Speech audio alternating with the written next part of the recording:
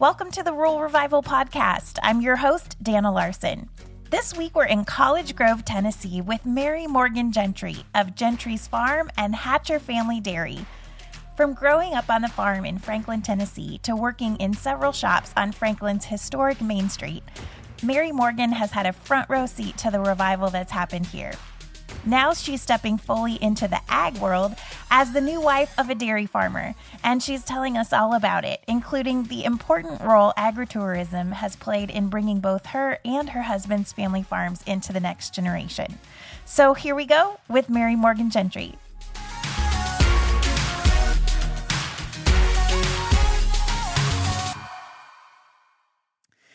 Well, we're here today in College Grove, Tennessee with Mary Morgan Gentry of Gentry's Farm and now Hatcher's Dairy Farm. Hi, welcome. Thanks for being on the podcast.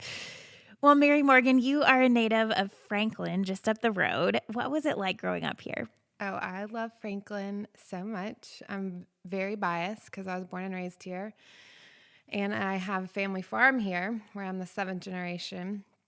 So I have had a strong relationship with Main Street in downtown Franklin my whole life. I grew up going to church right behind Main Street and always loved the shopping there and always wanted to own a store or work at a store on Main Street. And that dream eventually came true. And so I am very passionate about Franklin. Even the growth, I welcome it. You know, it is good to see after seeing so many towns that are not thriving. We really have to look at it and see it as a blessing with all the growth in our area. So I try to always have that kind of positive mindset when it comes to growth around Franklin. Yeah. Talk to us a little bit about your career path and the fun things that you've gotten to do. Oh, so many fun things. Yes. So I went to school in Nashville, graduated, and I was like, what am I going to do? I had a degree in textiles and apparel and fashion merchandising, which wanting to work in Franklin, Tennessee, I didn't know where that was going to take me. And I just happened one day to be shopping on Main Street, and this was in 2010. So I was shopping with my cousin and looking for a job, poor old graduate living in Nashville. And we ran into this bedding store and we were shopping. I remember I was in the back and my cousin was talking to the owner and she said, I'm really looking for someone to work for me full time and kind of help manage day to day and sell things, and preferably someone who has some experience in textiles. And I remember I was in the back and I stood up and I was like, well, I'm looking for a job. Yeah. So I started working for her and I worked for her for 4 or 5 years. It was great. I got to do a little interior design. I got to do visual merchandising. I got to do window displays, which I loved. And then that store closed. There was actually a tragic accident where a car came through the front of the building. And we both kind of were like, well, we'll take that as a sign. You know, maybe this chapter should end. And she closed down the business. So that opened a new door for me. I started my own side business called Mary Morgan Gentry Design Co. I made some t-shirts, some posters, some art prints, and everything was kind of based around hand lettering with quotes or whatnot and farming and trying to pull all that together. So I did that for a few months and then I realized I can't really pay the bills off of that. I was single at the time and living in Nashville. And so I started working for Anthropologie for a few months. I loved my time there also. Got to learn a lot about the corporate retail world. And while I was working at Anthropologie, I got a call from Holly Williams, who owns White's Mercantile here in Nashville. And she was looking to open up a store on Main Street in that space that I had been working previously, 345 Main Street. And she was like, would you like to work for me? I need someone to manage the store. And so I said, absolutely. I jumped on board and helped get that store open from the start. And it was such a fun experience. I helped her from a Nashville warehouse receive all the merchandise for the store. We started receiving in October. I entered it into the computer. We had tagging parties all day.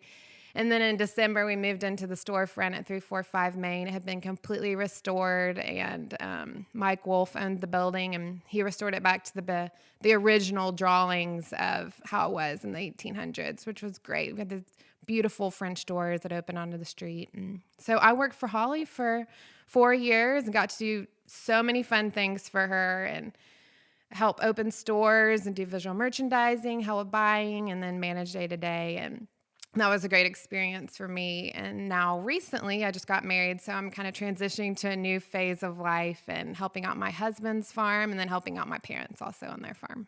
Yeah. So, in addition to your work in retail, you were always kind of involved in your family's farm, Gentry's Farm, which we all know as the place to go in the fall to get your pumpkins and just celebrate everything that has to do with harvest and fall. So, explain for our listeners what the experience is like there. Yes. About 25 years ago, my parents kind of realized we should probably start thinking of some other options. Farming was kind of on the decline, and they started out with just doing tours and birthday parties and whatnot. And this whole new world of agritourism was something that was very new in our area. And they started doing a little pumpkin patch. And it was very small at the beginning. I can still remember it was just in an open field. We may had a few pumpkins out there, a little hayride. And through the years, it has morphed into this amazing business for my parents and for our family. We get thousands of visitors every year. We do field trips during the week. We're open to the public on the weekend where we have hayrides. We have activities. You can see animals. We have a huge corn maze my brother designs. We love having the community over to our farm and sharing our farm with the community. So I am so happy to be working with them this fall. I've been working full-time the past 8 years, so I've never been able to be this involved, and it's been great so far. I'm excited to see all my friends this year. Yeah, that will be fun. Well, as the city has grown kind of around your farm, I've seen your family be very intentional about preserving the farm and the land. Talk about things that your family has done to do that. I think the agritourism is a major part. A lot of farms are facing that. They get to this point where they're like, can we continue to farm? If not, what should we do? And Tennessee has so many great resources for agritourism now that I would encourage anyone who is to that point to explore those options through their state. We wouldn't be able to hold on to the farm probably if we didn't have this outlet to have people there and create a business from that. And I think that is probably the most important thing that we do. I mean, we still farm and we have natural beef and we sell it locally. We are blessed that people come and visit us on our farm and buy our natural beef from us, which again is because of our location. We try to view it as a blessing that we are in the area that we're in. If we were a little bit more rural, we probably wouldn't be able to have that. So we try to welcome people, educate people, share our farm with them, and that has given us the ability to preserve it. Yeah. You also do things like field trips and camps and stuff, Yes. right? So my grandfather actually started the day camp, which is in the summer. It's the best experience. I always tell people that I want to go to farm camp. I mean, I did when I was little, but now as an adult, I wish there was a farm adult camp.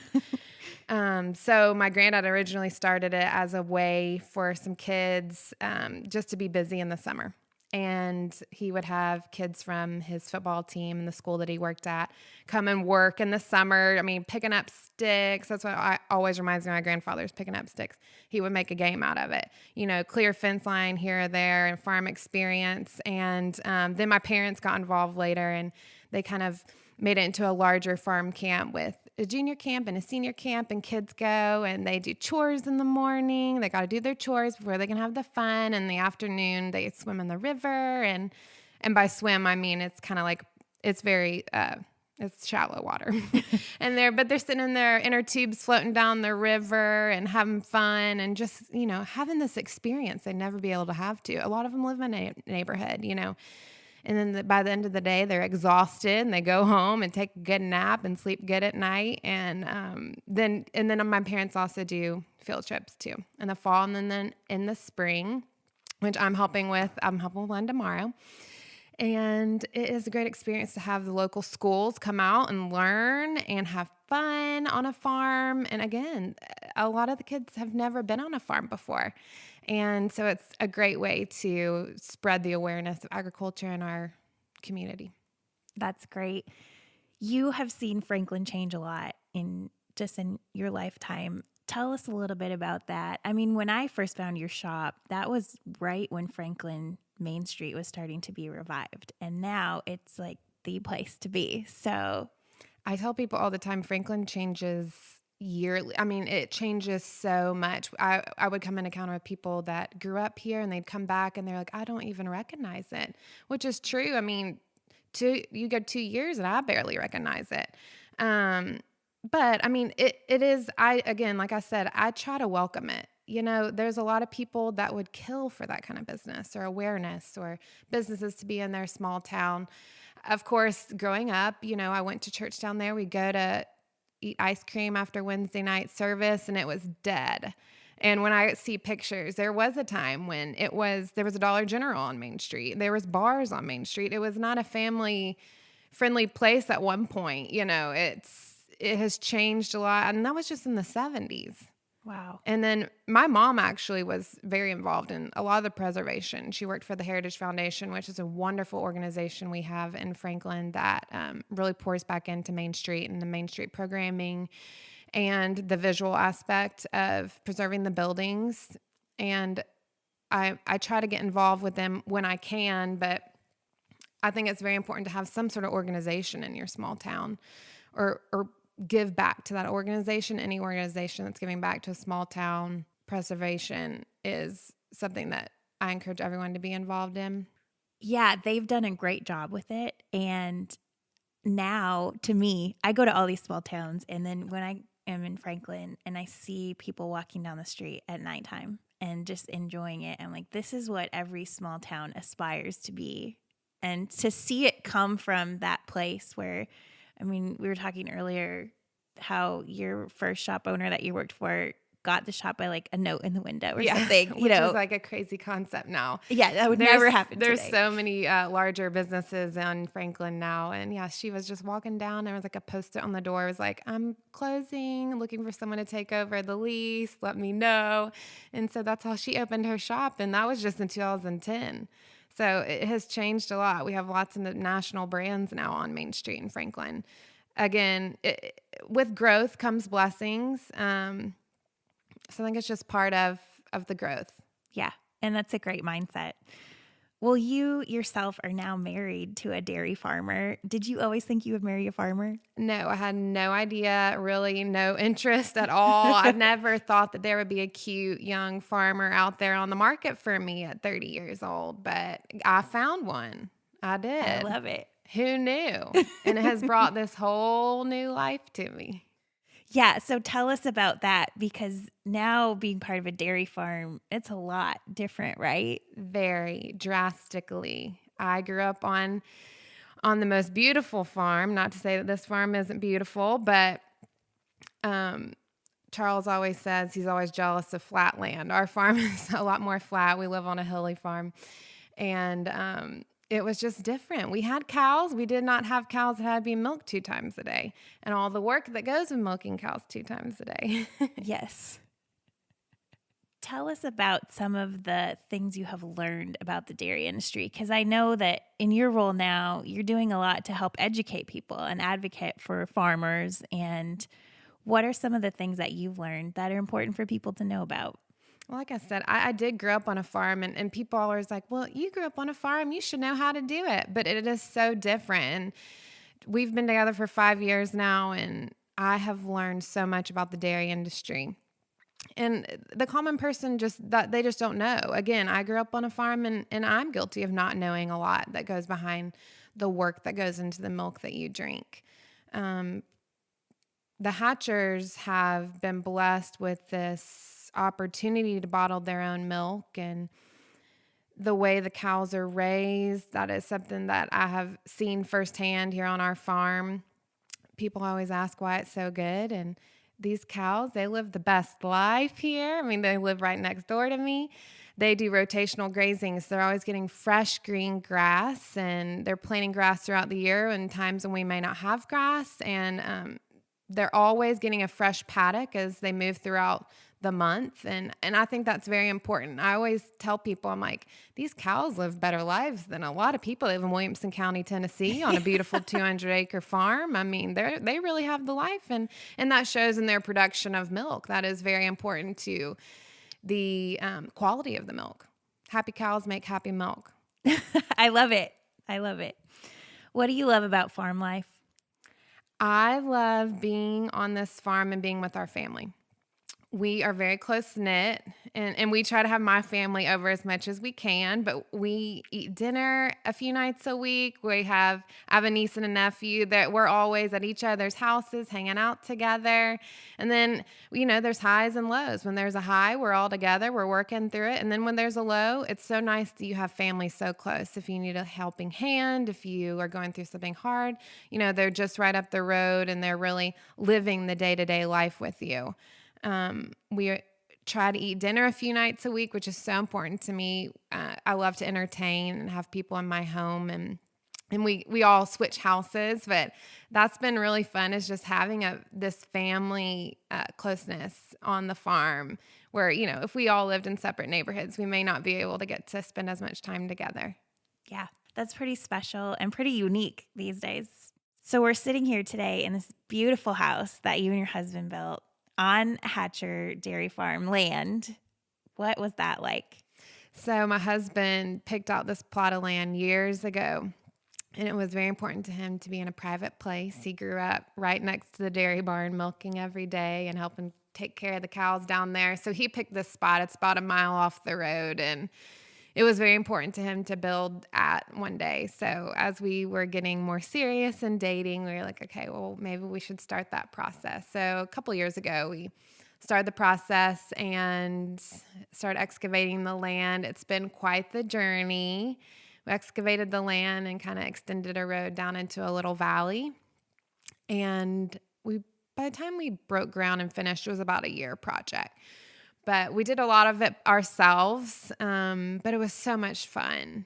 We definitely had challenges, especially relational. Charles says that it was like our marriage counseling because we moved in right before we got married. But it was great. I knew the style of house I wanted, and I knew I wanted to entertain and have this kind of open floor plan. And so I was fortunate enough to actually design the floor plan of the house for exactly what we needed.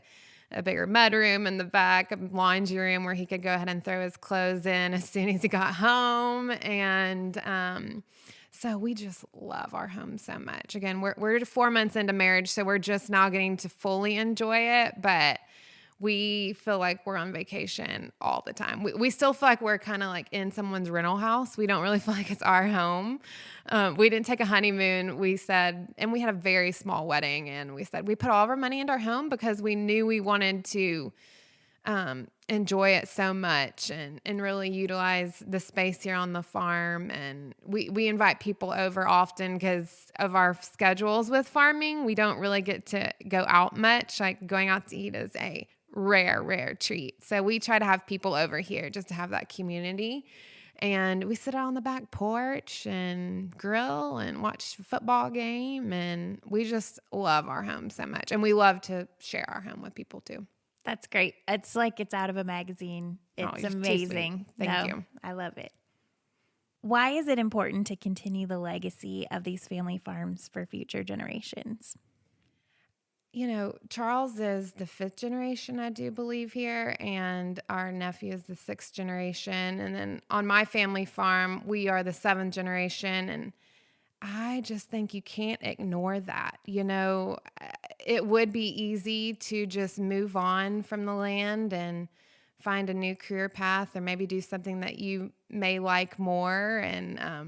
But we just cannot ignore the family history. It is rare, beyond rare these days, to have these generational farms. And I think both of our families have come to that crossroads of, do we sell? Do we keep moving forward? Or what's a better way we can make money other than farming with this land? And I just think it's so important to continue the story, again, because it is a rare thing, and it is a blessing in these days and times to have that generational farm. Yeah.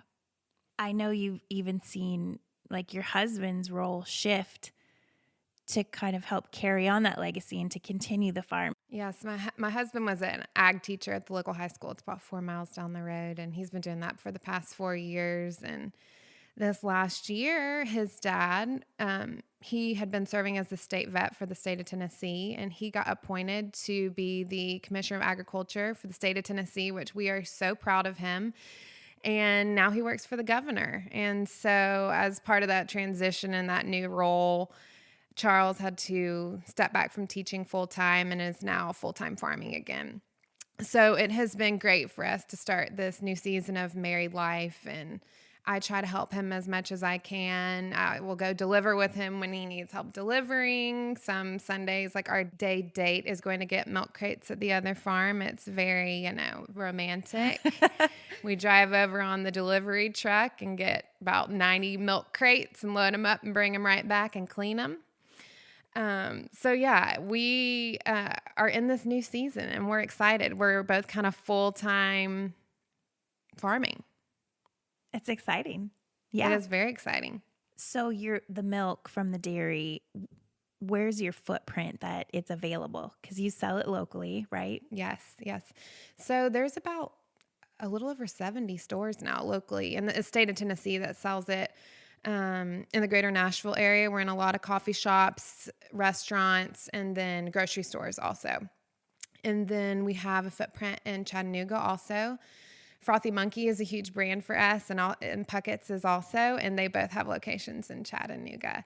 So it's a lot of logistics, which my husband handles, and I help him out whenever I can, which, again, I'm learning so much daily. I come from this retail world, so it's very interesting to help him with the wholesale side of the milk business and acquiring new stores. I mean, we're blessed. We have inquiries almost daily, and we have trouble keeping up with production. We are very blessed when it comes to that because there's a lot of dairies closing and they just can't bottle their own milk. We're very blessed that we came to that point and that my father-in-law and his brother decided to bottle their own milk to continue the farm. And now we have this great family business that helps sustain the farm in this very growing area. So if you live in the area, be sure to check out Hatcher's Dairy Farm milk. Yes, the chocolate milk is the best. It's world-renowned chocolate milk, so make sure to grab some of that. Okay, will do. What's next for you? That's a great question. I am kind of falling into this new kind of ag world where I'm helping my family out through October, and then I help the Hatchers with their farm tours. I'm trying to help them kind of get their agritourism up also. And then I'm toying around with kind of going back to doing some products myself. So I did a lot of art prints and T-shirts and whatnot. So I'm toying around with starting that back up again under a different name. I had this side project long ago that I started making like crafts. This may have even been in high school. And I called it Hatch. This was way before I met my husband, but I would make products that were just fun and colorful. They may have a meaningful quote on them. I wanted them to bring joy to the everyday life. So I came up with the name Hatch. Just like a chicken hatches an egg every day, I wanted these products to bring joy to the everyday. And so when I started dating Charles, I found one of these products in a storage box when I was moving, and I was like, I need to bring that back. This is meant to be. So I'm hoping to start back that business, and I've already got a website going with Hatch Farm and Home, and I'm going to hopefully start blogging and kind of bring more awareness to the agriculture community. Well, we can't wait to follow along. And maybe we'll have to do round 2. Yes. Yeah. Check back in. That's right. So how do we follow along with what you have going on? So I'm on Instagram, Mary Morgan Gentry on Instagram. I did keep my maiden name, which is shocking in these times, but I kind of like it. Yes. And then I have hatchfarmandhome.com also, where I think I have one blog post. So hopefully by the time y'all get around to it, there'll be a few more. Perfect. Mary Morgan, thanks for being on the podcast. Thanks for having me. It was so much fun. This has been great.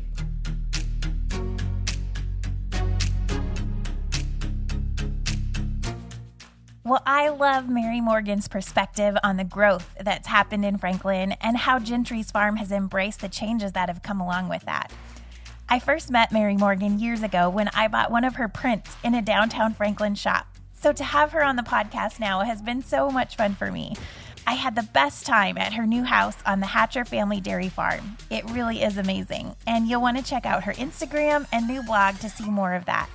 Also, if you live anywhere near Franklin, Tennessee, you are going to want to make plans to visit Gentry's Farm one of the weekends in October while they're open. It is the best place to pick pumpkins and just have a great fall experience, so put that one on your list. Huge thanks to Mary Morgan for being on the podcast, and thanks to you for tuning in. We'll be back next week. Have a great day, everybody.